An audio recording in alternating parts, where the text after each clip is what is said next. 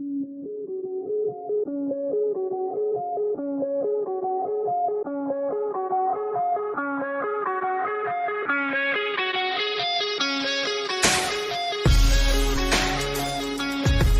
all agree that search engine optimization has just gone way too far. For those of you who don't know what it is, it's where you have a big write-up at the start of whatever website you have that talks about absolutely nothing in this generic sort of like a really bad AI on a pocket calculator wrote it. And then a few pages down, a few hundred, maybe 1,000 words later, you actually get to the nuts and bolts of what you're trying to say. Had a bit of a medical emergency on the weekend, and I'm trying to Google and see if there's anything I could do to help during a medical emergency. And so I go to the first thing that pops up that seems relevant, and I've got to scroll through this entire fucking diatribe of nothing to get to the, well, is there anything I could do that might save this person's life? No, that should be at the fucking top. This isn't like allrecipes.com where you've got this ridiculous right up at the start, and then you can click jump to recipe. Search engine optimization, if that's how you want to do it, fine, but realize that there is a time and a fucking place. Everybody's okay, right? Yes, everybody is fine. We had a medical emergency, but everyone is okay. Everyone's okay. Mashup 112, good sir. How's twos today? Twos is good. And you know what else is good? Derek Nurnberg. Sweet. For the first time in 112 weeks, I can actually tune into this thing live. Welcome, buddy. How is Sean? Oh, I tell you what, I should have asked, how's everybody doing? Hey, we got people tuning in live. How's everybody doing? I'm doing great. It's Friday. Mashup 112, brought to you by the Parental Rights Tour. You know who's in Canada right now? James Lindsay. Yeah, that's who's in Canada. Parental Rights Tour. They're live in Bonnyville tonight. I'm heading to Bonnyville. I don't know if I've ever been this excited to go to Bonnyville before. Sorry, Bonnyville. I don't know if anybody's ever been excited to go to Bonnyville before. Well, I'm heading there tonight for Dr. James Lindsay. He's going to be in Bonnyville tonight. Edmonton and Red Deer tomorrow. Calgary Sunday. Brooks Monday. And tickets are still available. And you can find it. Well, I'll post it in the comments once again. And if you're listening to it on the podcast, they'll be in the show notes. And if you haven't heard of Dr. James Lindsay, well, he's been on Rogan multiple times too. He's the American author with his PhD in mathematics. He's too smart for me, but he's a heck of a speaker. We got to see him for pretty much anybody. I don't know anybody who's ever listened to his podcast, the New Discourses podcast, and not said, there's a decent chunk of it that goes over my head. And while you're in Bonnyville, if you get hungry, go to Buster's and get a donair the size of your head, which is fairly large to begin with, for a very reasonable price. I used to love going to that place because it would just be like, you're like, how you'd get the super donair. You're like, how could you possibly expect somebody to eat this in one sitting? It was pretty good. It's like one of the only things I miss about Bonnyville. While we're doing this, shout out to Jamie Sinclair and all the Airborne boys. Happy Airborne Friday. He's texting me. He's going, how do I watch this live? I'm like, come on. You served in the military. You jumped out of planes for a living, and you can't find it live. Folks, if you're listening to it live, watching it live, and you're on Twitter, a retweet or letting people know we're doing this would be greatly appreciated. If you have friends like Jamie Sinclair who are brilliant at what they did in the military, but can't find their way out of a wet paper bag, it seems, maybe just show them a little love and be like, hey, this is where the mashup is now. 112, and we're still wondering about how I find the mashup. Come on, Jamie. I mean, this is like you're literally 112th time trying to find it. I believe in you. This is the one to turn it around. You're retired now. You've got time. Lisa says, or Hamel's for the world famous beef jerky. That's absolutely correct. Hamel's was a great place. Even just go in there and get burgers if you're just barbecuing, like literally anything and everything. And now that I'm thinking about it, there are a few other things that I liked about Bonnyville. Yes. The old school diner, a few other things here and there. Are we talking about Coots as a headline, or do you want to bring up Coots immediately? I don't have Coots as a headline. I just have it as here's a nice little ancillary thing. Coots 859 days for Christopher Carbert, Anthony Olenek. Here's a post online about some of the trial that's been going on. It says Chris Carbert and Tony Olenek, two of the Coots' four defendants, told two female undercover officers, we talked about this last week, here's a little more information, that they were delivering a package in hockey bags to the protest. Is it a bomb? One undercover asked. Tony and Chris laughed. Is it guns? She asked again. The two made eye contact. One undercover officer claims in her notes that there was a nod, but the other does not. This is the crux of the conspiracy to commit murder charge that has kept these men held without bail with bouts of solitary confinement for nearly 3 years. Eye contact and perhaps a slight nod. It's also worth noting that shortly after the hockey bags were delivered to the protest, dozens of kids could be seen playing hockey. So, yeah, I mean, yeah, I don't know.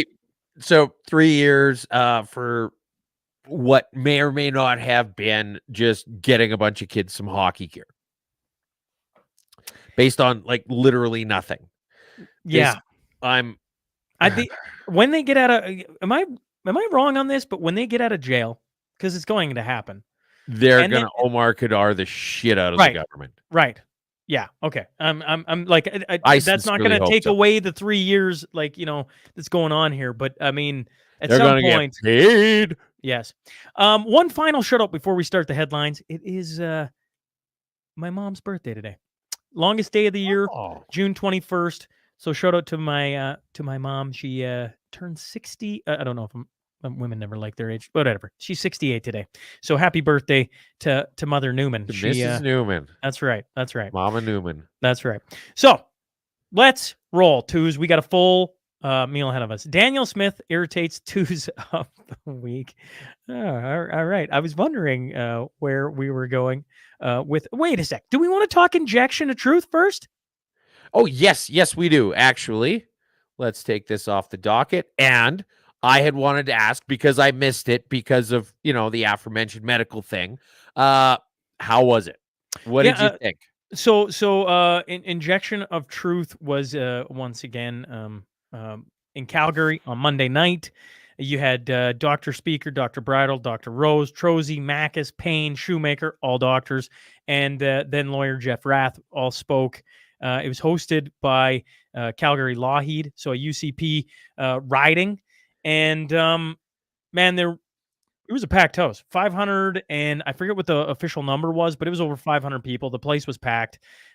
It sold out. It sold out all the live streams. They had over 16,000 people watch it online. And I would say, if you'd followed these doctors, I'm not sure how much new information you gathered. But in saying that, the information was great. The one thing the doctors were hoping was that a few of mainstream media would maybe show up, or maybe some of the naysayers would show up. But we chuckled because it was raining, and I was expecting, I don't know, I'd heard Antifa, I'd heard protesters, and I talked to security after it was done Tuesday, and they said there was one questionable guy. That was it. I'm like, one? So for all that, for the news articles in the Toronto Star, for the NDP beating their chest about how great, everything, possibly couldn't even bother showing up. Right. So overall, yeah, I think it was a good night. It was well received by everyone in the audience. I'm sure online there was tons of people trying to harass it and everything else, as they do. But overall, like, I don't know, like, it was an interesting group of speakers, and they held the attention of the audience for about 3 hours. It was a full evening. That is good. And I think you're absolutely right in that it would have been really good to have some naysayers or mainstream media there to say, hey, you know what? Actually, this isn't just a bunch of crazy people thinking they're going to be injecting 5G and Wi-Fi into us. All of the shitty straw man arguments that they made that tried to paint everybody who had qualms about this as being crazy. Oh, that isn't anything that anybody's discussing. Yeah, it's all disappearing or blowing up in front of them or what have you. Yeah, which is why they don't want to, by the way. Yeah. All right. Yeah. Well, I mean, if they were right, they'd show up and be like, "Listen, cockbags, here's the situation." But they didn't, and they don't. Yeah, they hide behind the keyboard warriors. Yeah. Yeah. Leanne Taylor says, "Let's." Yeah, and that's all she had to say. So here we go. Danielle Smith irritates twos of the week.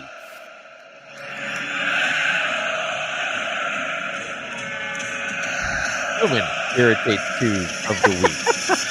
Hey, you told me, motherfucker, you told me several times. I know, I'm just, you know, let's go Oilers. All right, here we go. Game 6 tonight. Danielle Smith. Danielle Smith, let's fire this up. Danielle Smith irritates twos of the week.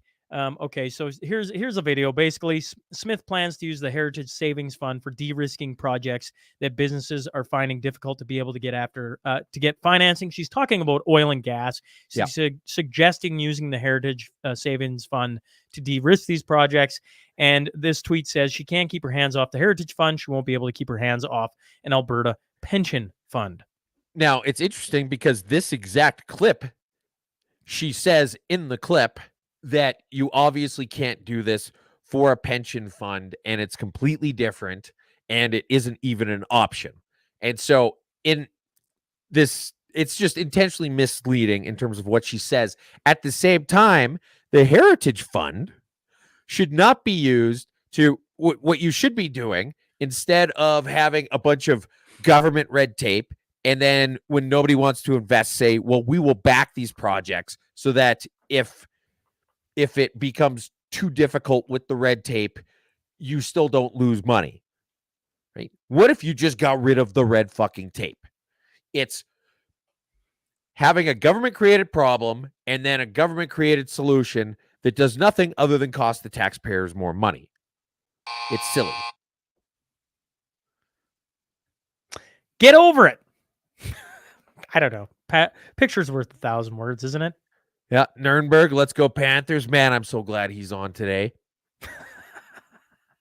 And so this is Mark Gerritsen holding a cup he had made with Jennifer O'Connell. Boo-hoo, get over it. Which, if you remember from last week, was her response to people being upset about Canadian members of Parliament being literally compromised and committing what appears to be treason. Insane. This is insane. Get over it. And this is not the own he thinks it is. Sure, there's going to be a very small number of diehard liberals who are like, oh, this is great. But all this is doing is fortifying everybody else in the other direction. And I'm glad they're this stupid. And I hope they come up with a whole line of mugs capitalizing on their failures. You know how, like, old people used to have all the plates for all the different popes and queens and everything like that? We should just do a run of plates or cups or whatever for all of the liberal fuck-ups, and they can display them proudly and be like, this is the time we got the Kyleberger brothers rich. All politicians are under the crown, not for Canadians. I'm not sure what the crown has to do with any of it, but I think it's fair to say that they are not for Canadians at this point. Bookingamurderbasement.com. Okay, the next one. I'm going to just read the tweet, okay? Not normally one to post customer service complaints on Twitter, but me and the boys are in Germany for Euro 2024, and wait till you see the absolute shambles of a situation Booking.com put us in last night. It starts off, at about around 8:30 yesterday, we turned up to the original property. We booked through Booking.com, and the place was an absolute mess. One of the beds was made out of cardboard, also held together by duct tape. The second bed was a sofa and was broken and disgusting. So and they go through pictures all the way along. They go through customer service, and they get sent to a new one. Booking.com finally sends them to a new one. And this, you can see the video playing. They're walking through the new place they went. And it looks like a basement. I'm just scrolling. Now he's going down. Like, it looks like a dungeon. This is the place that Hostel was filmed in. It was filmed in 100%. This is just this scary, weird murder dungeon. This is Booking.com. It literally goes on to say there was hospital beds, industrial equipment. So then they just keep going on and on and on and on and on and on until Booking.com's like, why don't you just go book somewhere else and we'll refund you? And they're like, we don't have $2,000 spare dollars to buy a last minute hotel in Germany during Euro 2024. Yes, that's why we spent money through you. Like, this is, I mean, honestly, Twos, this is an insane story. Oh, it's absolutely wonderful. I would love to actually book that place the next time I go to Germany. I think that that would be really fun and interesting and a little bit terrifying. I mean, maybe something crawls out of the TV screen in the middle of the Twos night. literally types in the dates, says, "What are you looking for? Price range? Murder basement. Can I get Yeah, the murder basement?" it's actually poor marketing. I bet you if they marketed it as a scary murder basement, they would get a lot of people who'd be like, "Oh, this is gonna be awesome. Okay, I'm gonna sleep on this hospital bed. You sleep next to this giant pile of lumber. You're gonna sleep over by the axe." It's all about managing expectations. The science is settled. Rising temperatures due to climate change may endanger democracy. Climate change carries important effects on human well being and performance, and increasingly, researchers are documenting the negative impacts of out of comfort temperatures on workplace performance. When I first read this, I'm like, if the government showed up to its workplace, maybe they wouldn't have Yeah, problems. instead of sitting in I don't their know. air-conditioned homes all the time, how much can climate change really affect the performance of a bunch of bureaucrats that never have to go outside? They're always in a climate-controlled room. This whole thing is absolutely silly. The silliest part is that somebody paid for it. They got a grant and funding to actually do this research. Climate change has been proven to be caused by the mashup. I'm sure people watching it Oh, online. Hey, yeah, yeah, and we could put some funding there'll into be like that. 112 little ticks, mostly going in an upward direction. We could build a map of Canada with little roosters of where everybody's listening from. Meals have to Yes. be eaten in French. This is, oh man. Quebec restaurant owner forced to stop giving free meals to those in need. His violation? The free meal vouchers were written in English. You're not reading that wrong, folks.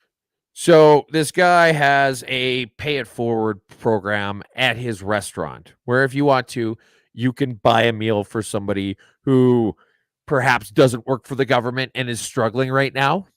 And as a result, they get this voucher that they can in turn bring in to the restaurant and get a free meal, which seems like a nice thing. It's something that you would want to promote. It's the kind of thing that a decent human being would do. It's the kind of thing that has no fucking place whatsoever in fucking Quebec. And so the language police shut it down because the vouchers were not written en français. What a fucking dick move. Peak Quebec. China! There's no way of knowing for certain whether any foreign meddling effort in any riding in either of those federal elections influenced the vote outcome. They're talking about 2019, 2021, one way or another. But however this story ends, it's hard to see its final chapter containing the Trudeau government's vindication. It's much easier to imagine the story coming to a close in Justin Trudeau's final disgrace. This is a National Post article talking about, essentially the meddling of China and everything and how everything leads back to them except for the government won't. Release the report. And then it's Well, funny because right. Elizabeth May read the report and she's talking about how bad There's nothing. Polyev is because he won't get the security clearance to read the report. But the hook in that security clearance is once you get it, you can't talk about what's in it. So she says, well, I've read it and I'm not muzzled. And then they say, okay, well, what did you think about this particular thing? And she says, well, I can't talk about that. Like, she's literally confirming exactly what the fuck is going on here. Okay, so there's so much more I wanted to do with this, but let's just keep moving forward. Going Dutch. Bicycle activist. Yes, everything it seems these days can be an activist. 28% of all journeys in the Netherlands are made by bike. Only 3.5% of Dutch cyclists wear helmets, though. Okay. In 2022, 88,000 cyclists were injured in the Netherlands, making up 66% of all casualties on the road. And around half of those collisions involved motorists. Quoted, we have the position that helmets don't prevent, quoted, we have the position that helmets don't prevent accidents, but it can be a wise decision to wear one on a voluntary basis, the bicycling union director Ether Van Garden said. Emphasizing too much that you should wear a helmet would discourage people from cycling sometimes, though, and has the air of victim blaming. I don't even know if I can do the mental gymnastics of what I just read, to be honest. You can't, because it's fucking insane. Now, it's interesting because the Not the Bee article talked about how just the knee-jerk libertarian response is that if someone is dumb enough to not wear a helmet while they're riding a bicycle, they should just be able to. And the gene pool is going to clear itself out, which is exactly my standpoint. And it's funny because I'm reading this and I'm like, well, I know exactly where I stand on this issue. And then it points out exactly where I stand on this issue in a little bit of a mocking way. And I'm like, motherfucker. So look, I think the same thing for motorcycles too. It should not be mandatory to wear a helmet while you're riding a motorcycle. It's one of those, look, if you're that stupid, we should end your bloodline as soon as possible anyway. So definitely don't wear a helmet. Stonewalling at Stonehenge. Can I just say these people need to get really like just punched in the, anyways. In the baby maker? Two climate activists. Well, there's this one. Okay, so I'm just gonna play the video. I don't need the video. The video is of a bunch of Just Stop Oil people damaging Stonehenge, throwing paint all over literal fucking Stonehenge. Correct. They're like, oh, it'll wash off. Anyways, so then you can imagine people are like, what are you doing? Right? They're trying to pull them off, but they're kind of being, in my opinion, as I watch the video, you don't pull these people off. Yeah. You punch them in the head. No, and then you pick them up and you literally bodily throw them into the giant rocks of Stonehenge. Who was the wrestler the Goldberg spear, right? It was Goldberg who used to have the spear where you just runs across the ring and drills them. That's what you need to see happen here. Well, just any sort of like a wrestling clothesline. Like you just run up and as you're running past them, boom, right to the back of the head, and then they drop. Hopefully they hit their head on the rock. Wouldn't that be ironic if they died from brain trauma caused by the rock that they were trying to spray paint?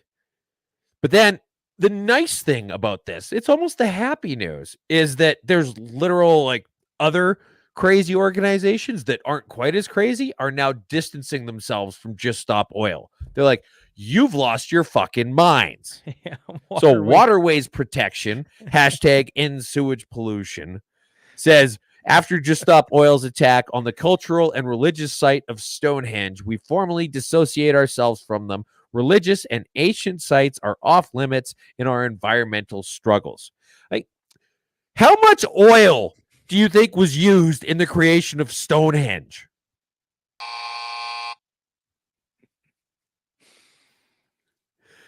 That top rock is tempting fate. GK says, nudge, nudge. Wouldn't that be funny if in their process of trying to deface Stonehenge, they knock one of those top ones loose and just get fucking pancaked? Oh, that would be wonderful. Glue them to it. Glenn says, I think just pinning them under the rock would be perfect. Or, like, I don't know, maybe there's some kind of clever thing you could do with the Aubrey holes, but just let's have some fun with just getting them right fucking gone. Trans people using their penises as weapons. All right. New polling data shows that support for LGBTQ rights is dropping precipitously in Canada. While many queer activists will inevitably blame the far right for this development, the fact is that they themselves helped sabotage their own public support. This year, only 49% of Canadian respondents believe that people should be open about their orientation or gender identity, down 12 points from 2021, while support for LGBTQ public people. Oh my goodness. People publicly kissing. This is like a mouthful. Everything's falling. Sean, you're saying that all this trans stuff is a big mouthful? All the support is falling for them. That's what I'm trying to spit out. It is. And then of course now they're just doubling down on it.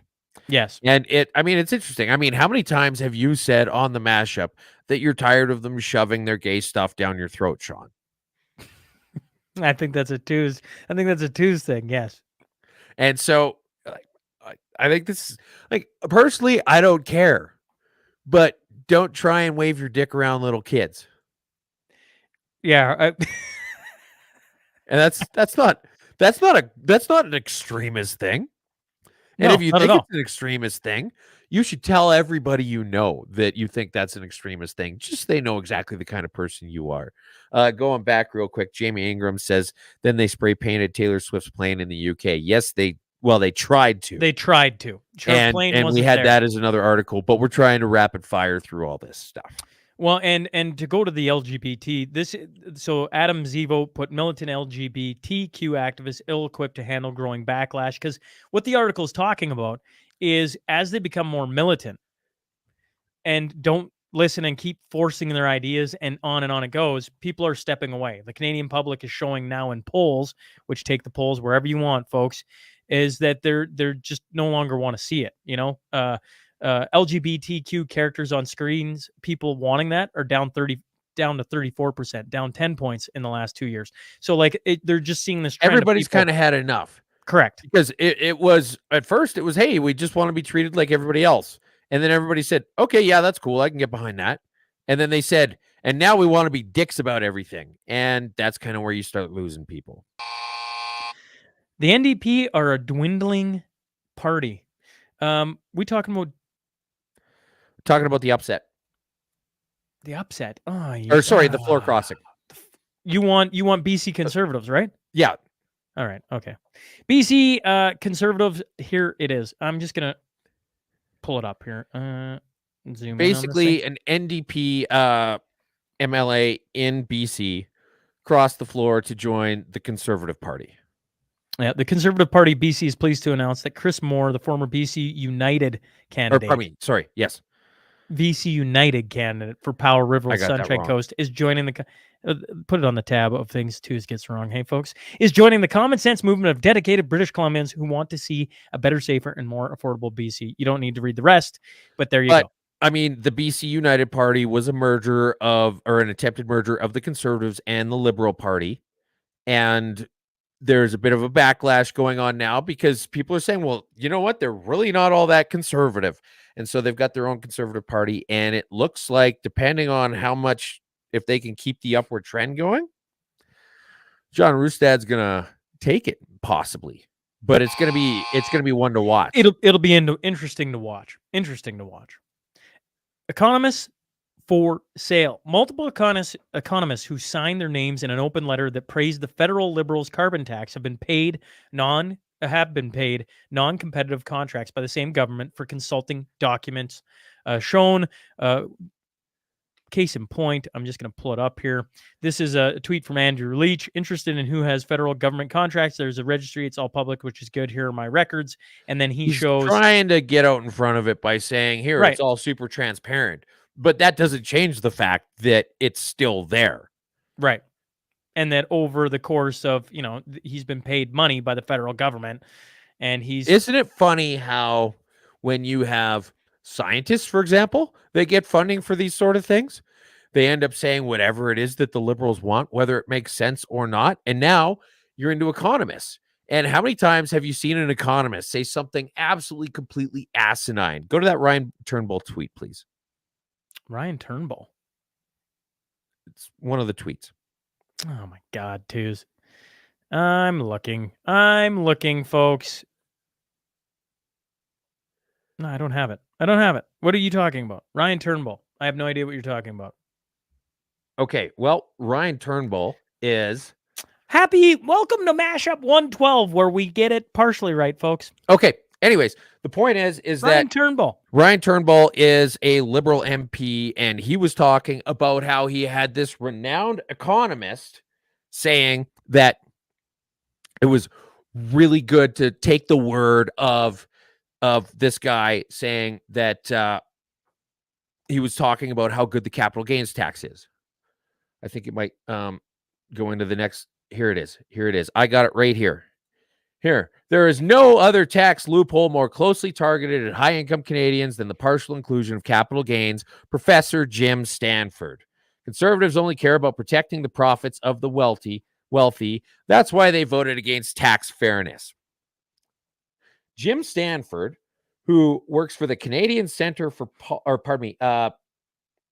the Center for Future Work, whose funding is given to him by the Canadian Center for Policy Alternatives, whose funding is given to them by the Liberal fucking government. Okay. This guy made his career being an economist at Unifor. There is nothing about this guy that says anything remotely fucking credible other than he seems to be paid to say whatever the fuck the government wants him to do. And he is being touted here as being the person that we should all go to and listen to. Bought and paid for. Fucking bullshit. You can't say cockpit. I just did. The Airline Pilots Association, in their inclusive language reference guide, they argue that inclusive language is an important factor in maintaining flight safety. While the word cockpit dates back to the 1900s, it has been and may be used in a derogatory way to exclude women in the piloting profession. Many women have heard a variation of it as called cockpit for a reason by a male pilot, suggesting that women do not belong in piloting profession. Guidance against the uses like this goes in turn with guidance against the uses of phrases like ladies and gentlemen, manpower, or the dreaded husband, wife, boyfriend, or girlfriend labels. Oh, twos. We can't be saying cockpit. Well, I did find this if interesting. we can't say cockpit anymore, what are we going to call Margaret Trudeau?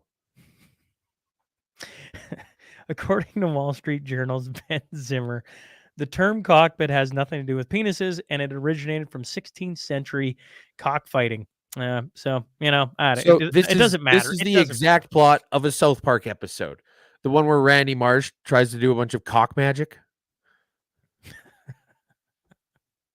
This exact thing happened in South Park. Where does it end? Yes. Somebody by the name of Elaine Newman. Happy birthday. Skip the topic. Who even wants to hear about it? I'm guessing she talked about. I'm guessing that was about her birthday. I'm not sure. I'm not sure which. I'm assuming that was. I'm assuming it was about the trans stuff. Is my guess. That's where I'm gonna take a stab at. But who knows?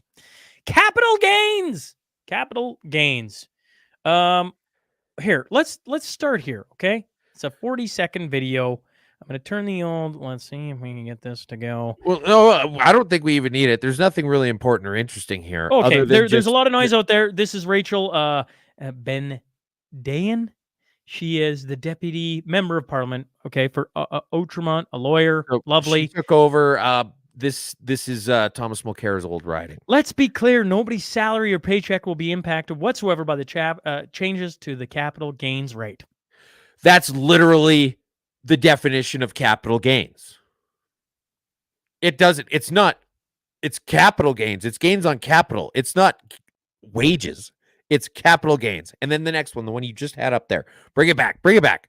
Someone who made $10 million in salary last year criticizing the capital gains changes is kind of making the Liberals' case for them. Salary and capital gains are literally two different things. These are the people who are trying to shape the commentary and the direction of Canada. And I am by no means an accounting expert, but this is basically 101. And then here's the one that I got a little bit mixed up because I'm so excited about all this. But here's the Ryan Turnbull tweet. There's no other tax loophole more closely targeted at high-income Canadians than the partial inclusion of capital gains. Professor Jim Stanford, whom we just established is literally bought and paid for by the people who are saying, oh, look what this economist had to say. You fucking paid him to say it, motherfucker. So I don't think it really counts. Sean's mom is going to ground him on her birthday for not skipping the topic.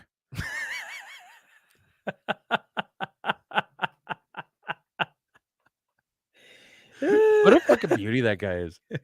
Shout out to Kevin. Well get a trade. Well played, Kevin. This story is interesting. As temperatures soar across the region this week, Pittsburgh residents might not find any relief at their local public drinking fountain. Many of the city's more than 200 fountains have yet to be turned on this summer, according to officials. That's because the city only has one plumber on staff that can turn a drinking fountain on. Man. It's literally just a quarter turn valve is going to be somewhere. Correct. And you just got to open up the valve and then the water is going to be able to flow to it. So not only is there a dearth of qualified plumbers, but the people who are like, I don't know what to do, we can't find a plumber, are also not quite intelligent enough to say, okay, well, what if we just follow the water line and when it gets to a valve, we turn the fucking valve? This is so embarrassing. This, by the way, is an episode of South Park where all of the handymen become billionaires and they get spaceships and they go around like fighting each other in space because they have all of the money because no one knows how to do literally anything anymore. This is that. The NDP are a serious party? The Manitoba NDP's Carla Compton has been elected in a Winnipeg riding that has previously only voted progressive conservative in its entire 4-decade history. The New Democrats won Tuxedo. First off, what a cool riding name. Long regarded as a Tory stronghold. In Manitoba? By a margin of jean jacket and a jean shirt? Well, it'd be better if it was Canadian Tuxedo, for sure. For sure. But it's still a cool riding name. By a margin of 600 votes. So yeah, it wasn't like a dead heat, but it was still pretty close. But anyway, Wob Canoe seems to be doing things fairly well. And I would say that a bunch of his success is that he's distancing himself from the kind of things that the federal NDP party wants to do, which, by the way, Nenshi is the election for leaders today, I think. And one of the things Nenshi's been talking about is what we have been talking about for a long time. This is the mashup effect again. And he's saying that he thinks it's time for the Alberta NDP to separate itself officially from the federal NDP. Maybe a name change too. And so I think as long as you've got Jagmeet Singh continuing to be an absolute fucking disaster, you're going to see more and more of this. Because, like, the Liberals are tanking in the polls, and not a single bit of that support has gone to the NDP's direction. It's all gone the other way. Correct. Bullying dentists? Pierre Poilievre's Conservatives are bullying Canada's dental associations into opposing the Trudeau government's National Dental Care Plan, Health Minister Mark Holland said Tuesday. He said associations are suddenly dealing with rabid Conservatives who fear the success of the program would benefit the governing Liberals, and that's why they continue to oppose the details of the plan despite having their concerns addressed by the government. Holland suggests that because Conservatives are calling these dental associations, screaming at them and getting angry at them, they remain opposed to the plan. Holland did not provide any evidence for this claim. Exactly. And it should have led with that. It should have said, despite not providing any evidence of this claim, and then gone through the whole rest of it. Correct. You listed at the very, very fucking end. I like the fact that you're finally pointing things like this out, legacy media, but lead with it. I liked how at the very end, the Conservatives' office said the comments are unhinged. I mean, I'd say it's fairly accurate, actually. Yes. Yes. Gay football. Not a typo. The Buffalo Bills are proud to support the National Gay Flag Football League with a sponsorship to launch a chapter in Buffalo. The NGFFL is a non-profit sports organization that seeks to promote the positive social and athletic enjoyment of American flag football. Quoted, "We're thrilled to bring inclusive flag football to Buffalo with the support of the Buffalo Bills. The exciting addition joins 27 other cities, over 4,000 players, including straight allies, in the National Gay Flag Football League," said NGFFL Commissioner Joel Horton. Just take a minute to appreciate this photo of... Oh, shoot. I'm zooming in on the wrong page here. This is a... These are the kind of people that want to show their dicks in drag queen story hours. Somebody who's literally being a drag queen in the gay football league, and look at those fucking legs. That person's played a lot of football. Those are thick legs. Tell you what, if I ever end up playing in some gay football league and I'm the center, I'm not going to do I formation. Nope. Shotgun. Somebody's stealing our water. Flag football was always a bit gay. Fair enough, but to be honest with you, when you're trying to play football at an older age, you heal a lot slower, and you'll reach an age where it makes sense to not wreck each other on a weekly basis. All right, we're talking Calgary water. I'm curious where Twos wants to jump in on this, but here's a couple quotes from a couple different articles. The mayor says progress is looking really good. She is eagerly awaiting a shipment of those new pipes from California. Okay, and I'm going to flop this in there. So San Diego is where they're coming from. Correct. There you go. And yeah, go ahead. City Hall is giving us precious little information about what went wrong on the Bears Paw South Feeder water line. They hear that reinforcing steel wire snapped or weakened in 6 places, and there may be more.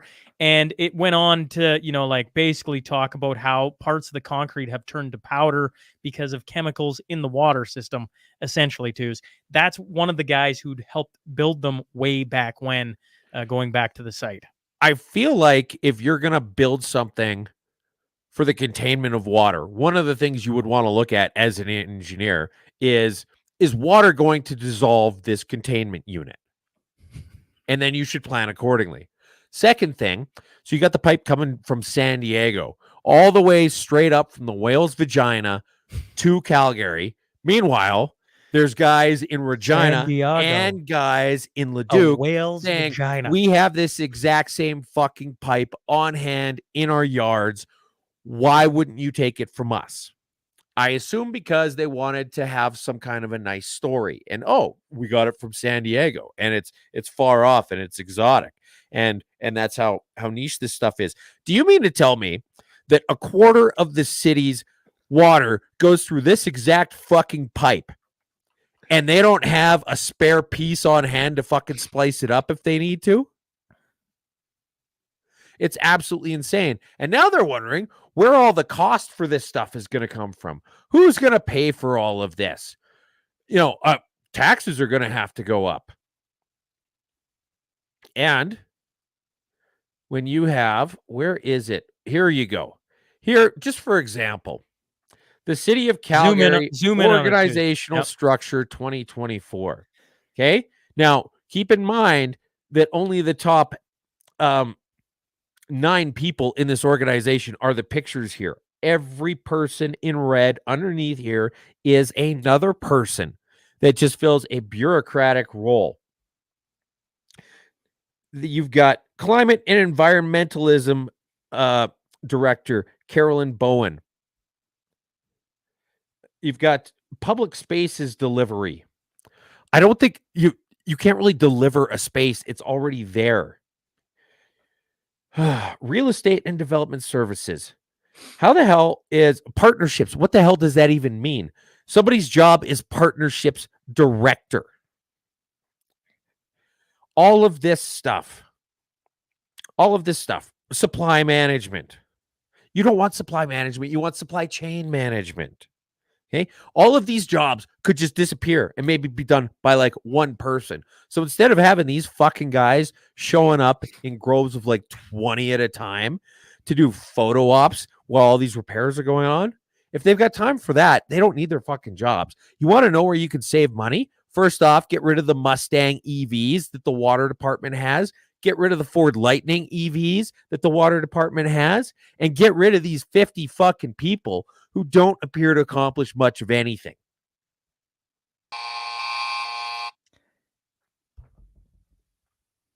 This week in FAFO. We all know what that means. Employees at the OCF Coffee House in Philadelphia voted to unionize. If your name is Mrs. Newman, it means fuck around, find out. 1 week later, all 3 stores closed down. Now they're protesting the closure. I'm going to read that one more time, so in case I went by that way too fast. Employees at the OCF Coffee House in Philadelphia voted to unionize. Interesting. 1 week later, all 3 stores closed down. Mm-hmm. So they're all out of jobs. And now they're protesting the closure. They're saying, well, you can't close this. We need these jobs. I'm like, well, if you really wanted these jobs, why did you want to unionize? It causes dead weight losses in the employment market. And if there's too much dead weight losses, then you can't actually have people doing these things. Do you remember back in the day? Well, not even back in the day. It's a fairly common argument whenever minimum wage laws come up. People always say, well, you know what? If you can't afford to pay a living wage to these people, you shouldn't be in business anyway. How many times have you heard that exact same argument, Sean? And that's literally what happened. Was they said, we can't afford to pay what you have decided is a living wage, so we're not going to be in business. This is literally what you asked for. And they're like, well, not like that. And then go ahead. Here's Tracy Wilson. Okay, how it started, how it's going. This is she got Chris Johnson said, "You're a gun lobbyist. You promote violence in our country. Your children and grandchildren should be ashamed." Now, and then, just before you get to the second part of it, this guy is a lawyer in BC somewhere, and he got a lot of backlash online over this. Tried to delete the tweet, but there were screenshots, and then he deleted his entire Twitter account. Not the kind of thing a person does when they're, on the right side of an argument. Correct. And then it went to court.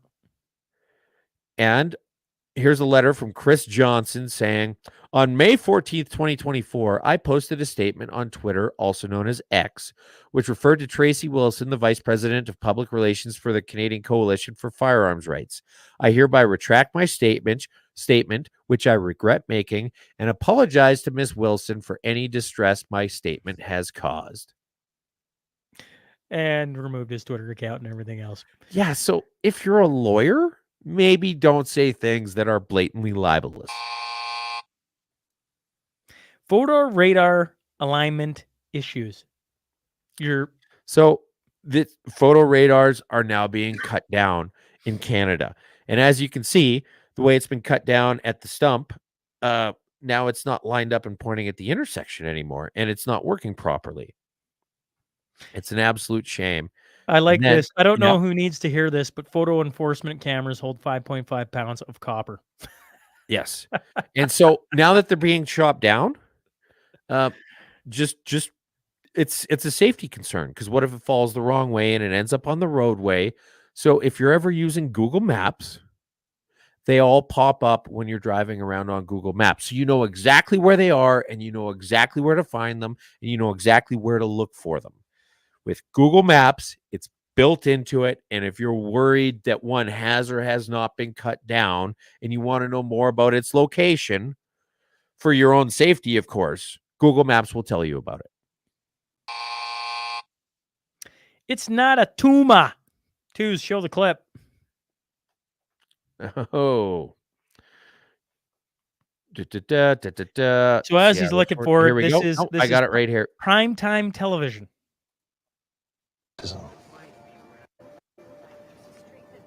Racism. I think your son's tumor was caused by racism.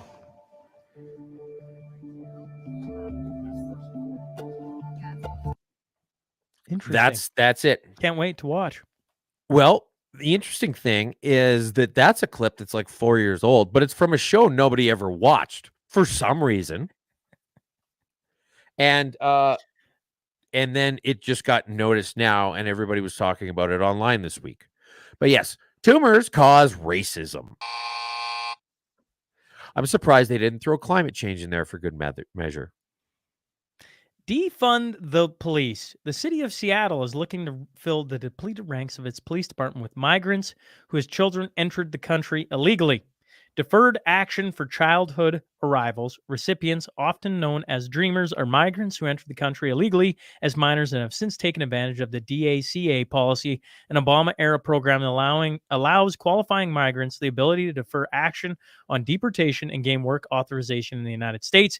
To qualify under the DACA program, recipients must have come to the U.S. before their 16th birthday and lack legal authorization to live in the United States. So the Seattle Police Department is hard so starved for people that they've gone through every person in the area, every group, because they've spent a lot of time targeting minorities and women.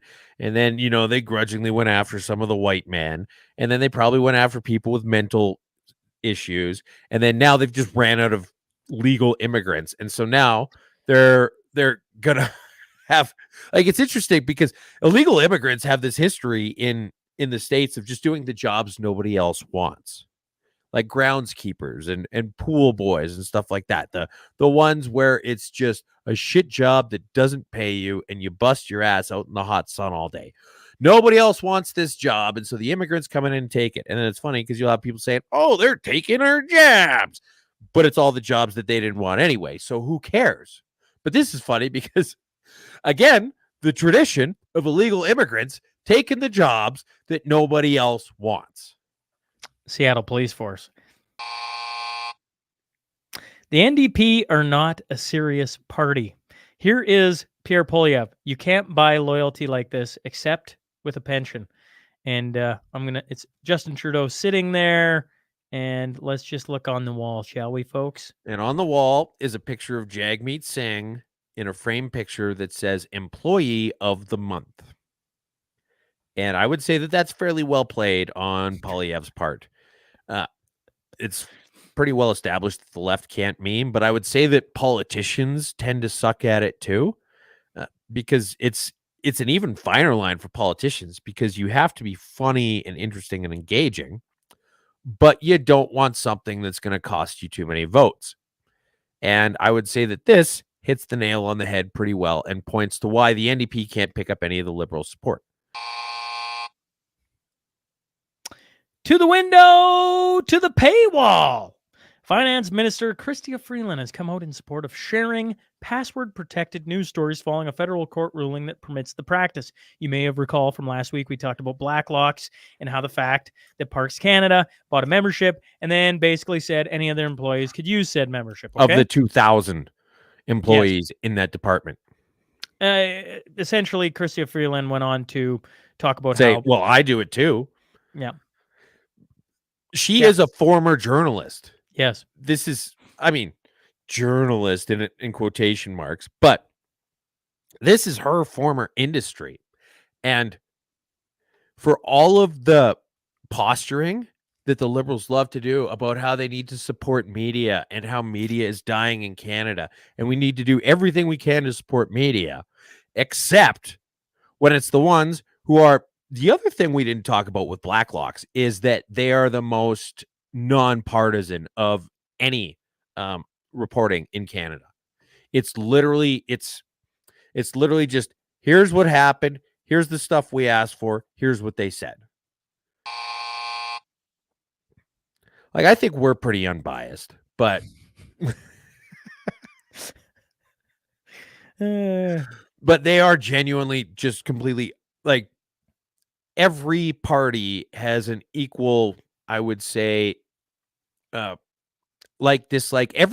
Every politician, regardless of your stripe in Canada, should think roughly the same thing about Blacklocks. And if you're frustrated with them because all they do is expose corruption and chicanery, maybe that's on you.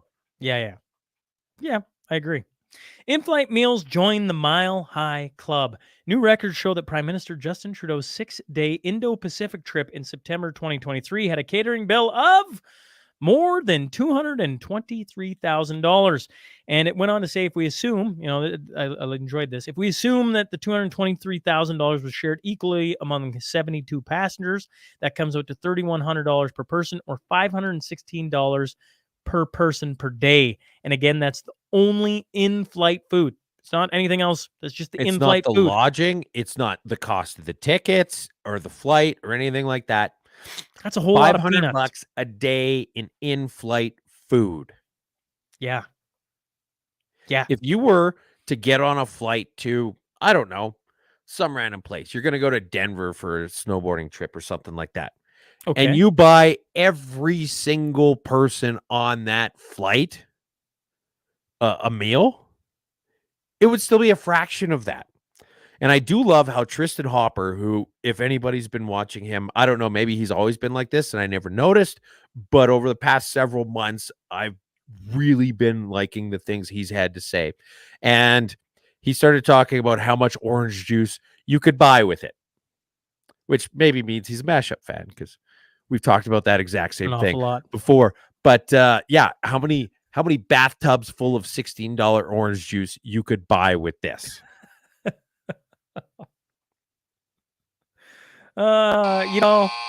If there's been one trend in 112 weeks, twos, it has been how much our government spends. It's literally insane.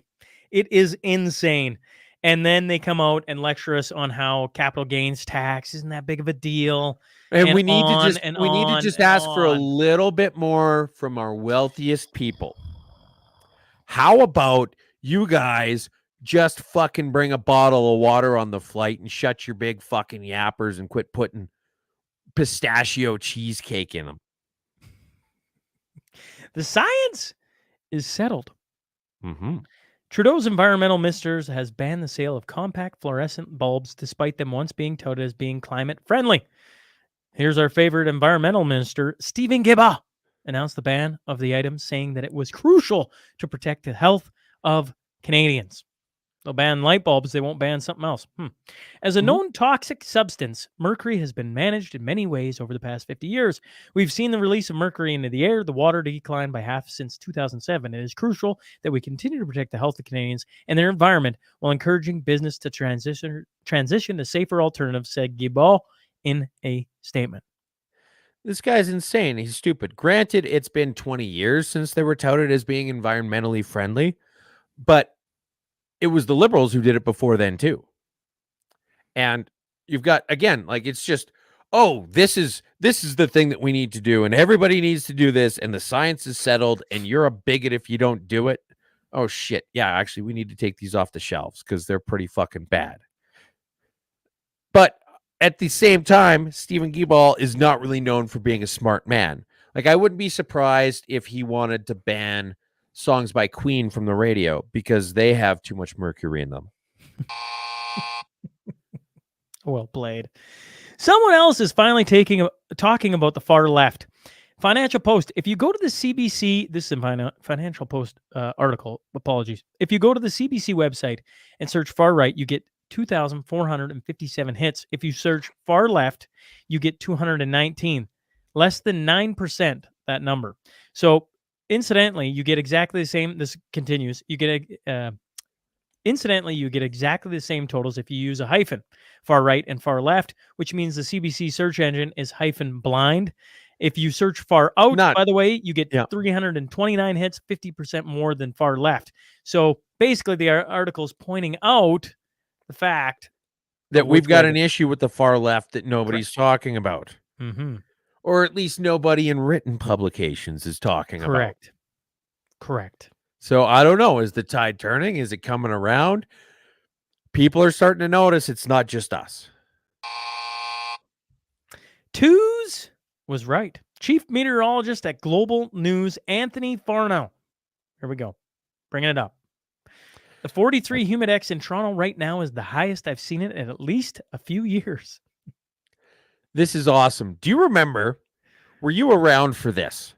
1 week ago, last Friday, I was talking on a podcast about how they've gone so far with the red and how they've pushed that color red as far as they possibly can, that they can't go any further, and they've got to come up with something else on the color palette that's completely away from that. And I had suggested it was going to be neon. Yes, and they went deep purple. And then they went deep purple. And so, yeah, a week ago, I was saying that they can't go any further with how scary they've made the weather with their current palettes for the maps, and they need to come up with a new color. And then a week later, bada bing, bada boom, purple. I like this, though. I guess I saw that, but this is what made me try. The 43 Humidex in Toronto right now, is the highest I've seen in at least a few years.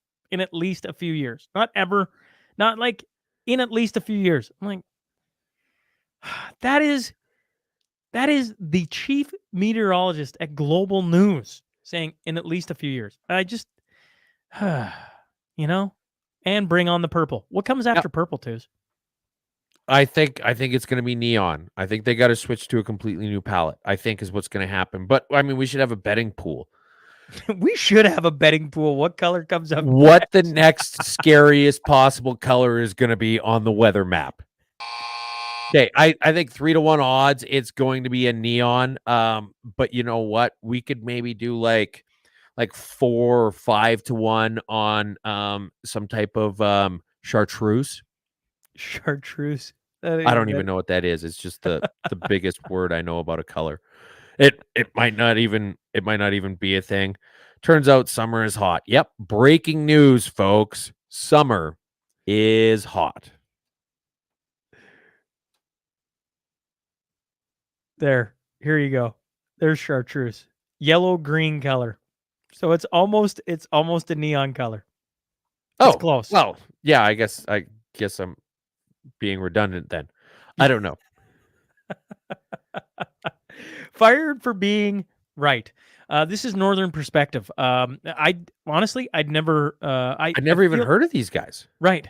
But once again, in Canada, I'm like, does that surprise me? No, because anyways, they were fired for exposing Trudeau's corruption via Twitter, not via YouTube.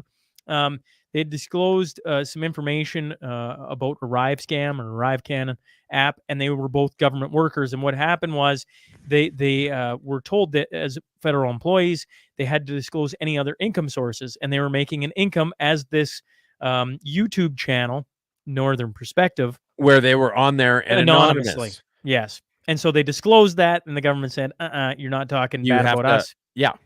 You have to stop or you're going to be fired. And they said, well, we're not going to stop. And they said, okay, well, now you're fired. So it was actually the guy who worked there. It's a husband-wife couple. Correct. And the guy worked for Government Canada and bringing daylight to things like the Arrive Can app and how bad that has gotten. You would think, if nothing else, like, this is why I guess I could never be in politics, is because I would look at it and I'd be like, well, good on them. You know what? I wish every single government employee had a podcast where they could go on and talk about whatever greasy shit is happening, because that's how you get rid of the greasy stuff. And instead they're like, no, you can't do that. You can't just tell everybody how much we're wasting their money. And if you're going to do that, you can't work here no more. And so he got fired. Yeah. Wild times continue in Canada, as we're seeing. This is literally them financially stifling their political opponents. And it's not even like he's a conservative and the Liberals are in charge. He's saying, look at this greasy shit that's happening in our government. Last Oilers discussion for Twos. He thought, I know Twos thought, as did every Calgary Flames fan. Heck, as did in a Brothers Roundtable sitting with my brothers. There was nobody that thought this was going to be possible. Game 6 tonight. And I don't know if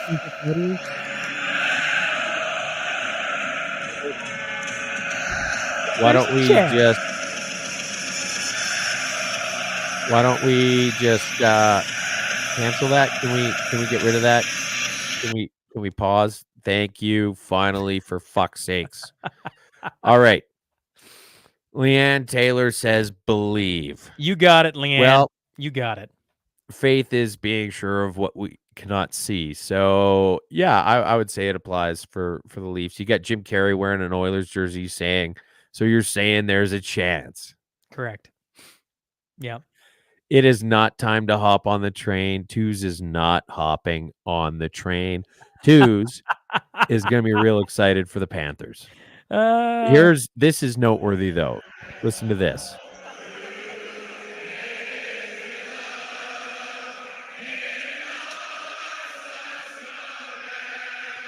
So this is, in Edmonton, the Canadian anthem being sang by the entire stadium.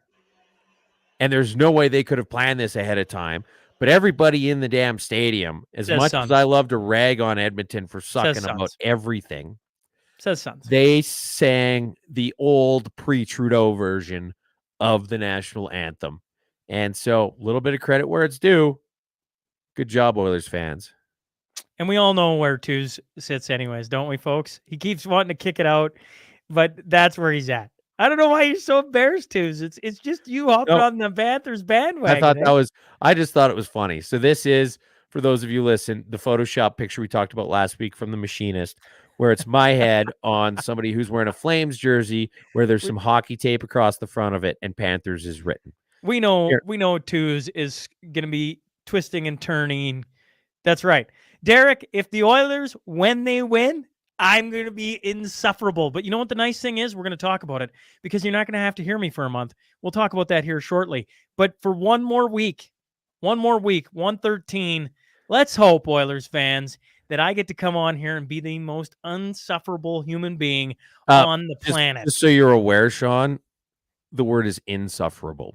Insufferable. Unsufferable. It fits right now. Honestly, it doesn't even matter. Insufferable, unsufferable, go Oilers, rock and roll. All right. Shrinkflation hits women where it hurts. And I don't know where Twos wants to go with this. Okay, y'all. This is a tweet. Well, this was your idea. Sure. Shrunk the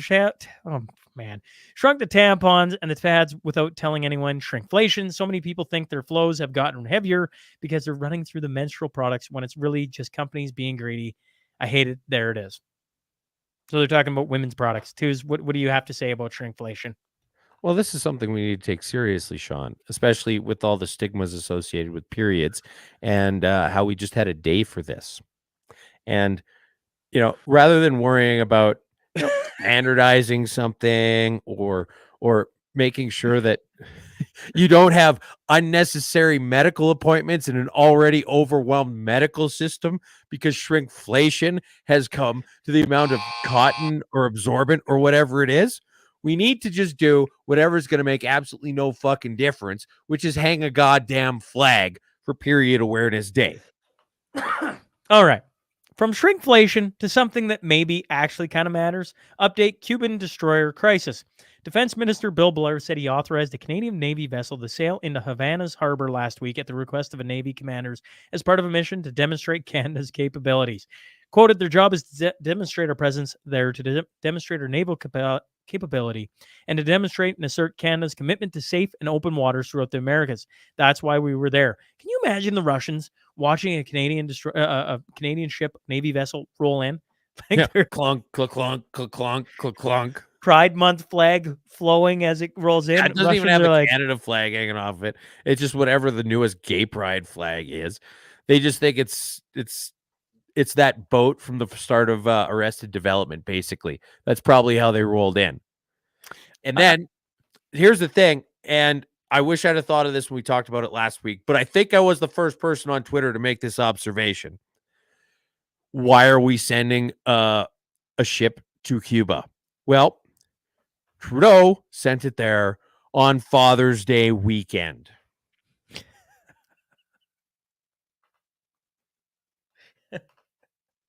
I didn't catch that. That's a good observation. We should know, everybody should know that it has now left Havana and it is on its way back to Canada. So, it wasn't there. It literally was there for Father's Day and turned around, essentially, what Twos is pointing out. Yeah, and now it's got to go all the way from Cuba to Canada, so it should be docking anytime in 2027. Wind jobs blown away. Germany's top wind turbine maker sacks 4,100 workers overnight. What do you want to say?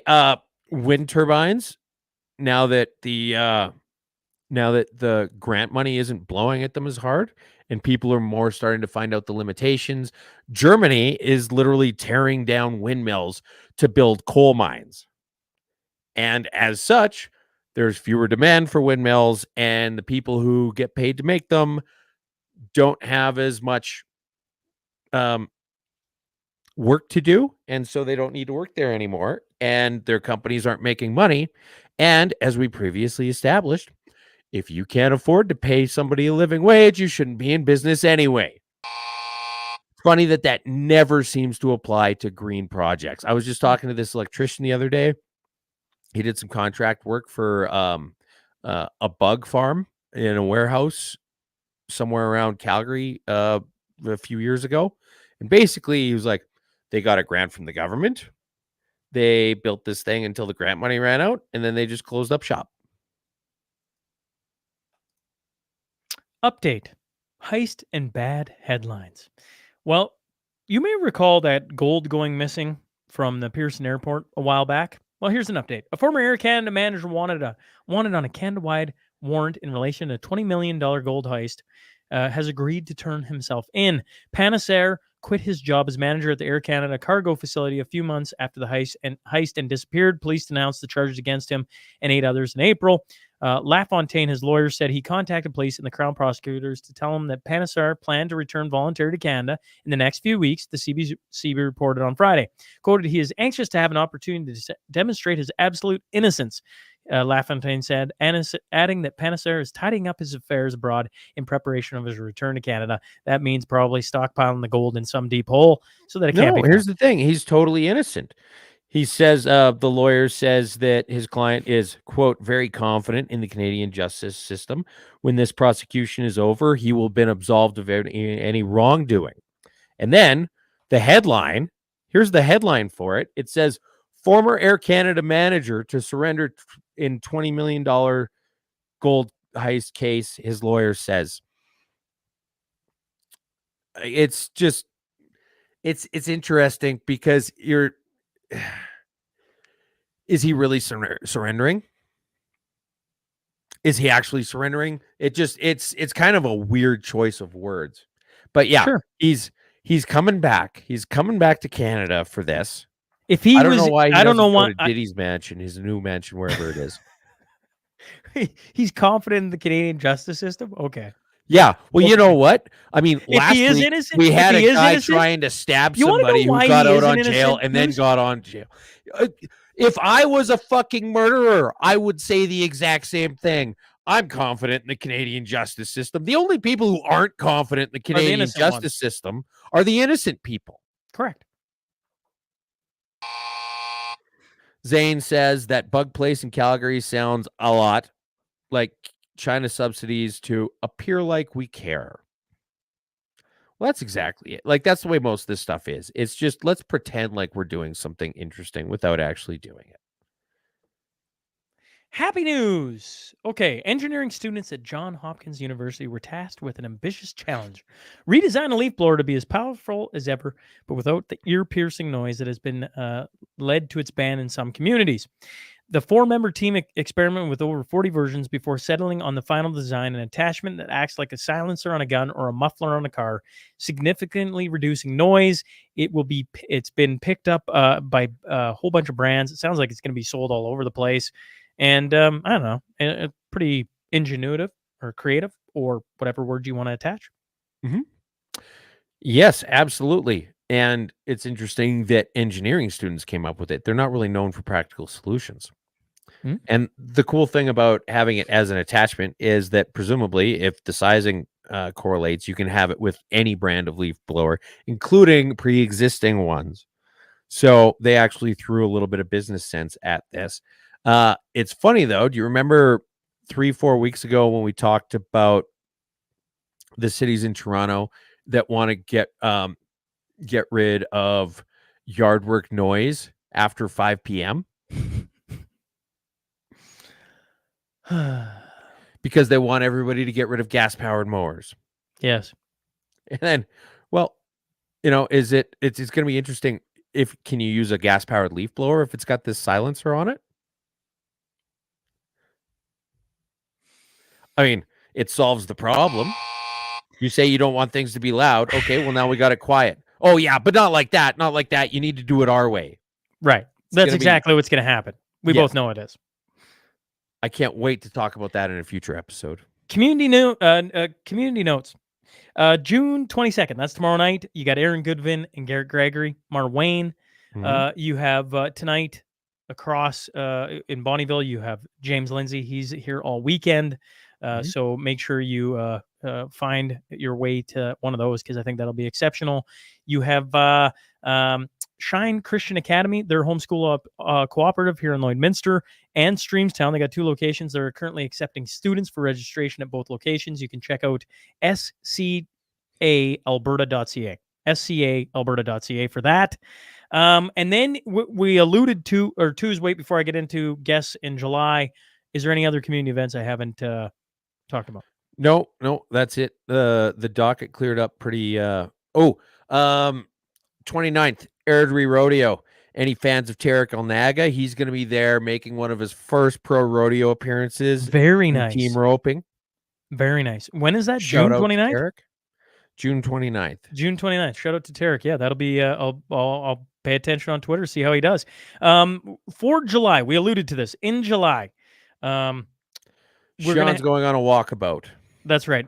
Wife and I and the kids are going on a road trip. We're balking at what the government said not to do, and we're going to take a road trip. And so what we're doing for the mashups is they're still going to be airing same time, same place, with a different co-host. And so we got a few different ones coming in already. So all 4 Fridays of July, going to have somebody sitting across from Tues that's a little different. So the first one, July 5th, is going to be Chuck Prodnick. July 12th is going to be Vance Crowe.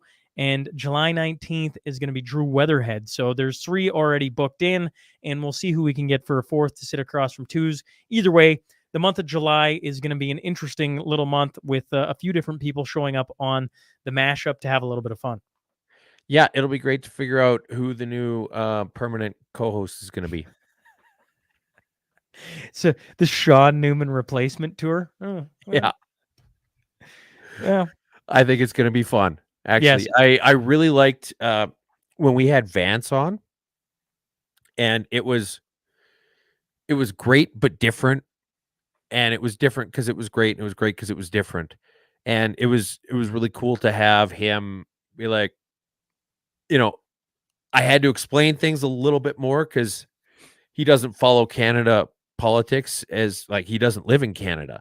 And so it gave me a chance to actually have to think my way through exactly why this was something that we needed to talk about and what the implications were and things like that.